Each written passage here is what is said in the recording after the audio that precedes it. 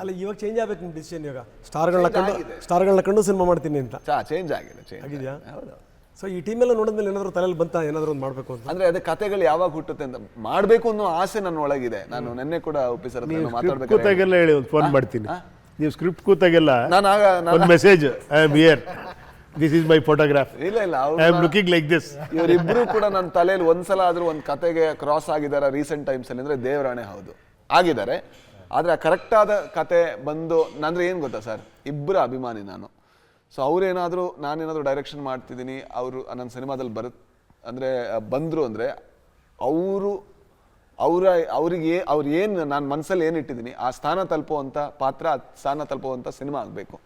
ಇಲ್ಲ ಅಂದ್ರೆ ಮಾಡಿದ್ರೆ ಅದು ನಾನು ಅವ್ರಿಗೆ ತೋರಿಸುವಂಥ ಡಿಸ್ರೆಸ್ಪೆಕ್ಟ್ ಅಷ್ಟೇ.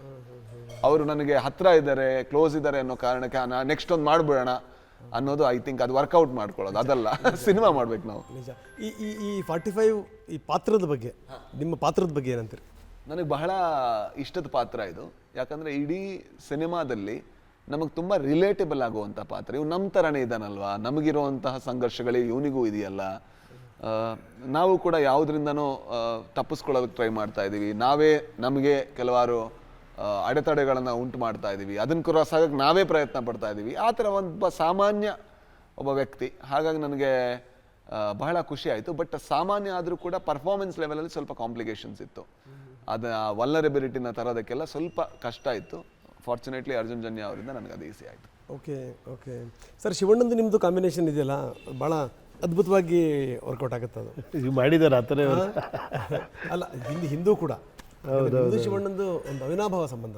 ಅದೇನೋ ಓಮಿಂದ ಪ್ರೀತಿಯಿಂದ ಒಂಥರ ಅದು ಹಾಗೆ ನಿರಂತರ ಸಾಗ್ತಾ ಇದೆ.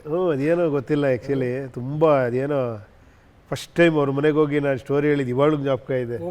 ಓಮ್ದು ಫಸ್ಟು ಅಣ್ಣವ್ರಿಗೆ ವರದಣ್ಣಂಗೆ ಹೇಳಿ ಆಮೇಲೆ ಶಿವಣ್ಣಂಗೆ ಹೇಳಿದ್ದು. ಆ ನೆನಪುಗಳೆಲ್ಲ ಇವತ್ತಿಗೂ ಕೂಡ ಆ ಸಿನಿಮಾ ನಾನು ಯಾವಾಗ ಹೇಳ್ತಾ ಇರ್ತೀನಿ, ನೀವು ಇದ್ದಿದ್ದಕ್ಕೆ ಅದು ಓಮ್ ಆಗಿರೋದು ಅಂತ. ಅದು ಆ ಕಂಪನಿ ಶಿವಣ್ಣ ಎಲ್ಲ ಸೇರಿ ಬಂತದ್ದು ಆ್ಯಕ್ಚುಲಿ. ಅವಾಗಲೂ ಹಂಗೆ ಇವ್ರು ಹೆಂಗೆ ಫೀಲ್ ಮಾಡ್ತೀನಿ, ನಾನು ಡೈರೆಕ್ಟ್ರಿಗೆ ಆ ಥರ ಫೀಲ್ ಮಾಡ್ತಿದ್ದೆ. ಏನೇ ಆ ಹ್ಯಾಟ್ರಿಕ್ ಹೀರೋ, ಅಷ್ಟು ದೊಡ್ಡ ಸ್ಟಾರು, ಅಷ್ಟು ದೊಡ್ಡ ಮನೆತನ, ಏನು ಇಷ್ಟು ಈಸಿಯಾಗಿ ನಮ್ಗೆ ಏನೇನೋ ಕೆಲವು ಆಸೆಗಳಿರುತ್ತಲ್ಲ, ಅದು ನಿಂಗೆ ಹೇಳಿದ್ರೆ ಸಾಕೋದಕ್ಕೆ ಮಾಮ ಅನ್ನೋರು. ಆ ಥರ ಕೆಲವು ಹೇಳೋಕ್ಕಾಗದಿರೋ ಸೀಕ್ವೆನ್ಸ್ ಎಲ್ಲ ಮಾಡಿಸೋಣ ಅಂದರೆ ರೆಡಿ ಅನ್ನೋರು. ಅದು ನಮಗೆಲ್ಲ ದೊಡ್ಡ ಪಾಠ. ಅಷ್ಟು ದೊಡ್ಡ ವ್ಯಕ್ತಿ ಆದರೂ ಇಸ್ ಸೋ ಸಿಂಪಲ್. ಸೋ ಇದು ನಿನಗೇನು ಬೇಕಮ್ಮ, ಇದು ಬೇಕಾ ಮಾಡೋಣಮ್ಮ ಅಂತ ಆ ಗುಣ ಇದೆಯಲ್ಲ, ಎರಡು ಥಾಟೇ ಇಲ್ಲ ಅವ್ರಿಗೆ ಅಲ್ವಾ? ಹಂಗೆ ಸರ್ರ ಅಂತ ಬಂದು ಹೋಗ್ತಾ ಇದೆ. ನೀವು ಹೇಳ್ತಾ ಇದ್ದಾರೆ ಎಲ್ಲ ಸೀನ್ಗಳೆಲ್ಲ ಬರ್ತಾ ಇದೆ.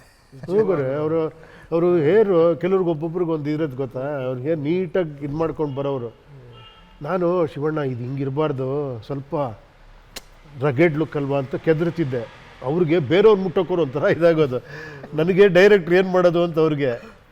ನಾನು ಆ ಲಿಬರ್ಟಿ ತೊಗೊಂಡು ಸ್ವಲ್ಪ ನೋಡಿ ಶಿವಣ್ಣ, ನೋಡಿ ನೀವು ಶಾರ್ಟ್ ತೋರಿಸ್ತೀನಿ, ನಿಮ್ಗೆ ನೋಡಿ ಹೆಂಗಿರುತ್ತೆ ನೋಡಿ, ಈ ಥರ ಚೆನ್ನಾಗಿರುತ್ತೆ ನಿಮ್ಗೆ ಈ ಥರ ಹೇರೆಲ್ಲ ಹಿಂಗೆ ಬಂದು. ಶಾರ್ಟ್ ತೋರ್ಸಕ್ಕೆ ಮಾನಿಟರ್ ಇತ್ತಾ? ಮಾನಿಟರ್ ಇಲ್ಲ ಅಂದರೆ ನಾನು ತೋರಿಸಿ ಅವ್ರಿಗೆ ಮಿರರ್ ನೋಡಿ ನೋಡಿ ಹಿಂಗಿದ್ರೆ ಚೆನ್ನಾಗಿರುತ್ತೆ ಅಂತ. ಕೊನೆಗೆ ಅಡ್ಜಸ್ಟ್ ಆದರೆ ಇಲ್ಲಮ್ಮ ಅಂತ ಆಮೇಲೆ ಆ ಥರ ಈ ಪಾಪ ಒಪ್ಕೊಳ್ಳೋರು ಎಲ್ಲ ವಿಷಯಕ್ಕೂ.